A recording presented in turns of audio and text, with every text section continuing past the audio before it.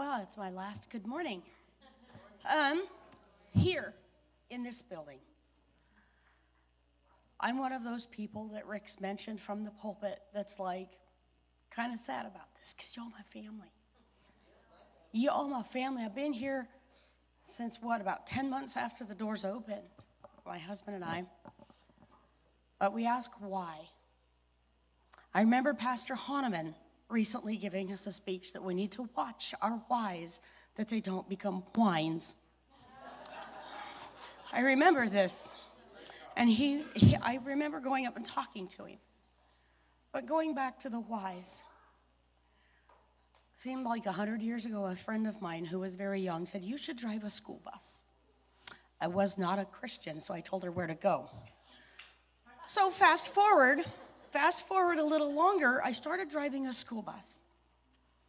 And I met this beautiful young lady by the name of Rebecca Thompson, whose mom has admittedly asked, "Why is my child born with cerebral palsy?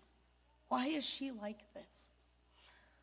Well, maybe it's not all about one person or one group, but because I worked with Rebecca Thompson, Rick Pruitt is a Chihuahua in the morning, and I'm more of a Basset Hound in the morning.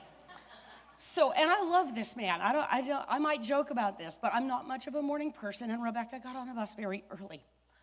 And every morning, Rick would bounce out with her. "Hey, I'm starting up a new church. You should come." Now, I distinctly remember going to church for Bibles or kids' church, but I don't remember living a Christian life in my home growing up. But I do remember going to Sunday school. "No, I'm good, Rick, thanks." "No, I'm all right." "No, I'm okay. No, don't worry about it. I'm fine." Repeatedly, I told the man, no. How many in the room can say that they told the man, "Nah, I'm all right"? I think more than one of us can probably say that. So one morning I had it out with the Lord, and I'm like, "Fine, God, you want me to go to East Church? You're going to wake me up without an alarm clock, and you're going to have me ready to go." Church starts at 10:30. I was up at 7. So I came, and my husband and I, and we brought our children. We have been here almost every single Sunday from that morning. We have met and loved and grown to care deeply for each and every one of you.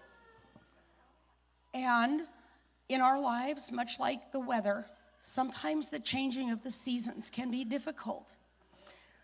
When spring turns to summer, we start complaining about the heat. "Oh, it's too hot. It's too hot." But then somebody shows us air conditioning or a fan. When summer turns to fall, we complain about, "I have to rake the leaves. The air is too crisp. And why is there pumpkin spice lattes?" So then fall turns to winter, and now it's way too cold. But look at that snowfall. How peaceful and serene is that? And then winter turns to spring, and we complain about the rain. "It's too wet.